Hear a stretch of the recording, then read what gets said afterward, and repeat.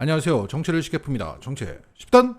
오늘 검찰은 조민 씨를 기소했습니다. 여기에 대해서 조국 전 장관은 차라리 옛날처럼 나를 남산이나 남영동으로 끌고 가서 고문하길 바란다며 절규했습니다. 그리고 김용민 의원이 이 상황의 맥락을 대신 설명했습니다. 조국 부부의 태도를 보며 기소 여부를 결정하겠다며 한 달 넘게 간만 보던 검찰이 공소시효를 몇 주 앞두고 전격 기소한 것이다. 대한민국 유사 이래 한 가족을 모두 기소해 멸문지화한 사례는 없었다. 그동안 검찰은 조국 전 장관의 가장 약점인 자녀를 볼모로 옴짝달싹 못하게 옥죄고는 반성하면 봐주겠다고 몇 달간 희망 고문으로 온 가족을 욕보이겠다. 그러는 사이 조국 전 장관은 부모인 저의 불찰과 잘못이 있음을 자성한다는 입장을 표명했고, 조민 씨는 자신의 모든 것을 내려놓고 반성한다며 고려대와 부산대 의전원의 입학 취소 처분에 대한 소송을 취하하기도 했다. 그럼에도 돌아온 것은 검찰의 기소였다. 자, 이 상황을 클리앙에서는 이렇게 말하고 있습니다. 조민 씨가 행복해 보였나 봅니다. 우리는 이 분노를 잊지 않을 것입니다. 그 분노는 검찰을 칠 것이고 이 정권을 무너뜨릴 것이다. 우리는 끝까지 처절하게 복수할 것이다. 오늘 발표된 김은경 혁신위의 혁신안은 역대급이 맞습니다. 물론 세상에 새로운 것은 없습니다. 원래 있었는데 그것을 담느냐 담지 못하느냐였는데, 김은경 혁신위는 당원들이 원하는 것을 사실상 싹 다 담았다고 평가할 수 있습니다. 싹 다. 이제 공은 이재명 대표에게 넘어갔습니다. 이 싹 다안을 최고위원회의에서 원안대로 통과시키느냐 못하느냐만 남았습니다.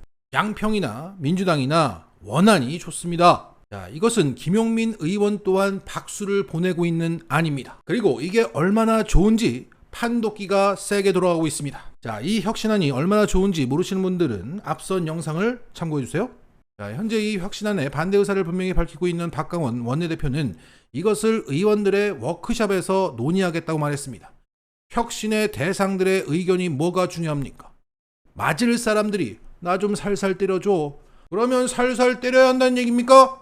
그들의 의견은 중요하지 않습니다. 하지만 불협화음을 내면서 언론들과 함께 이재명을 크게 흔들 겁니다. 자, 여기서부터 이재명 대표의 진짜 능력이 발휘되는 거죠. 행정력이야 30% 뺀 나머지 국민들도 모두 인정하는 바입니다. 이제 이재명의 정치력을 보여줘야 할 때입니다. 자, 돌이켜보면 언론들의 이 혁신안 폄하 공격은 실로 대단했습니다. 단 며칠 사이에 수백 개의 기사와 보도로 김은경 혁신위원장을 조리돌림했습니다. 그들의 논리는 쉽게 말하면 이런 거죠. 그렇게 사람 됨됨이가 안 된 김은경이 만든 혁신안은 아니야, 이거예요. 지나가던 개가 웃겠습니다. 우리나라가 언제부터 사람 됨됨이가 된 사람만이 공적인 일을 할 수 있답니까? 그러면 조선일보는 애초부터 깡통을 차야 맞습니다. 그 폐륜적인 집안 얘기를 다시 읊어줘? 그 밑에서 일하는 기자들의 됨됨이는 또 어떻습니까?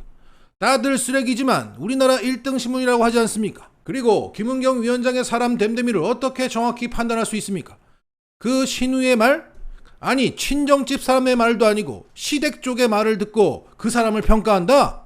이게 상식에 맞습니까? 그리고 김은경 위원장의 아들의 말을 들어보니까 이건 드러내고 싶지 않은 집안사였습니다. 우리들의 집안마다 남들이 몰라줬으면 하는 집안사는 하나씩 다 있는 겁니다. 그걸 들춰서 댐댐이를 따지고 있으니 이들이 얼마나 김은경을 흔들고 싶다는 얘기입니까? 이 와중에 민주당 수박들은 거기서 부안해동해서 말을 얹고 함께 흔들고 자빠졌습니다. 특히 박지원, 이 사람은 선을 넘었습니다. 그 사사로움에 몸서리가 쳐집니다. 결국 김은경 위원장이 지금껏 민주당에서 담아내지 못했던 혁신안을 만들고 나면 대대적인 물갈이 시스템 공천이 되는구나. 나도 민주당으로 달려가야겠다며 인재들이 민주당으로 몰려오는 겁니다. 그러면 당연히 총선은 승리하는 것이고 이재명은 강력한 차기가 되니까 이 지랄들을 하고 있는 거 아닙니까? 그런데 매번 반복되는 이 지랄들에 또 속아 넘어가는 민주당 지지자는 또 뭡니까?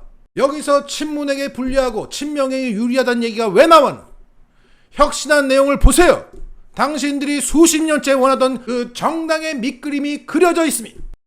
이제 김은경 위원장에게 했듯이 이재명 대표와 정청래 이하 최고위원들을 흔들어 제낄 겁니다. 그만큼 우리의 단결된 지지와 응원이 어느 때보다 필요한 때입니다. 현재 8월 22일로 미뤄진 이화영 재판에서 이화영이 제2의 유동규로 변할 가능성이 매우 높습니다. 오늘도 이화영이 제2의 유동기 짓을 하고 있는 소식이 전해지고 있어요. 그리고 그 형량거래에 기반한 이화영의 법정 지수를 기반으로 검찰은 이재명 대표에게 구속영장을 신청할 가능성이 매우 높습니다. 오늘도 백현동 건으로 이재명 대표에게 살을 날리고 있고, 그 이화영 건으로 갑옷을 벗은 이재명 대표에게 분명 구속영장을 날릴 겁니다. 이런 가운데 고민정은 중립적인 스탠스를 취해오다가 최근 이재명을 저격하기 시작했습니다. 마치 손석희처럼 JTBC처럼 윤석열 항명 사태 때 기울어졌듯이 선택의 기로에서 이낙연계를 선택했습니다. 정확하게 말하면 청와대계를 선택했다고 할 수 있죠. 과거 영광을 되찾고 싶은 겁니다. 그래서 다시 청와대로 들어가고 싶은 거예요. 고민정은 최근에 이런 말을 했습니다. 내년 총선에 이재명 체제 여부 겨울 정도 결정됐듯 민주당 지지자들의 77.77%의 의지가 겨울 정도에 무너질 수 있다?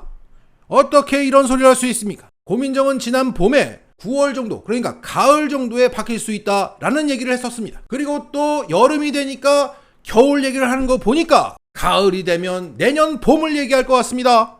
결국 이 고민정으로 대표되는 이 청와대 개도 이재명 대표를 흔들 것으로 보입니다. 안팎으로 사실상 적밖에 없는 이 상황에서 이재명 대표는 이 원안을 통과시켜야 되는 겁니다. 그리고 현재 언론들의 공격은 또 어떻습니까? 이 혁신안의 파급력은 없고 개딸이 이걸 만들었다라고 폄하합니다. 이젠 김은경이 만든 혁신안이 아니라 악마화시킨 개딸이 만든 혁신안이랍니다. 그런데 저 개소리가 맞습니까? 자, 이것은 오늘 발표된 혁신안에 첨부된 자료입니다. 민주당 권리당원 구성은 남자가 좀 더 많은 가운데 2030 비율은 상대적으로 좀 낮고 4050 비율이 높습니다. 지금의 민주당은 20, 30대 때 참여정부를 겪으면서 지금까지 평지풍파를 겪어온 세대들의 정당이란 얘기입니다. 어떻게 보면 늙었고 어떻게 보면 젊은 우리나라의 중추를 이루고 있는 사람들의 정당이다. 그리고 그 변화의 열망은 노무현 서거를 기점으로 폭발적으로 늘었죠. 2008년 2만 3천 명에 불과했던 권리 당원의 수는 100배가 늘어서 지금은 245만의 정당이 되었습니다. 그리고 지역의 분포도 다양하게 편제되어 있습니다. 지역별 선거 인수와 민주당의 권리당원 수의 비중을 서로 비교하면 호남을 제외한 나머지 지역은 선거 인수의 비례에서 분포되어 있습니다. 이게 무엇을 의미합니까? 전국 어딜 가나 10명 중에 1명은 민주당원이라는 소리입니다. 전국 정당화가 되어 있다. 따라서 민주당은 전 세대, 전 지역, 전 계층을 아우르는 국민의 정당이라 해도 무방합니다. 이런 사람들이 혁신위의 설문조사에 응했고 간담회에 참석해서 의견을 냈고 그걸 혁신위가 수렴했기 때문에 이것은 국민이 만든 혁신안입니다. 진짜 국민의 힘으로 만든 혁신안입니다. 국힘당은 죽었다 깨나도 이런 혁신안을 만들어내지 못합니다. 그러니 언론들이 아무리 거지같이 말해도 침을 뱉어도 이 혁신안에 자부심을 갖고 당당하게 이야기합시다.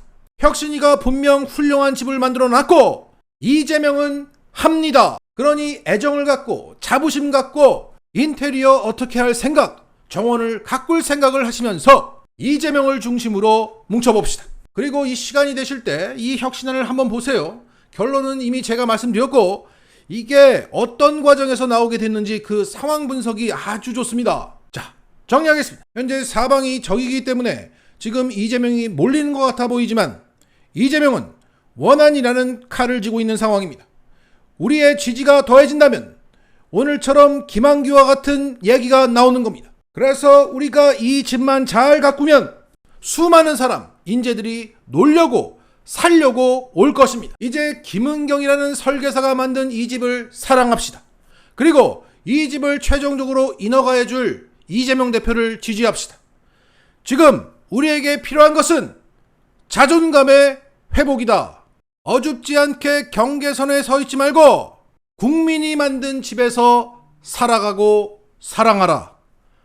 맞지?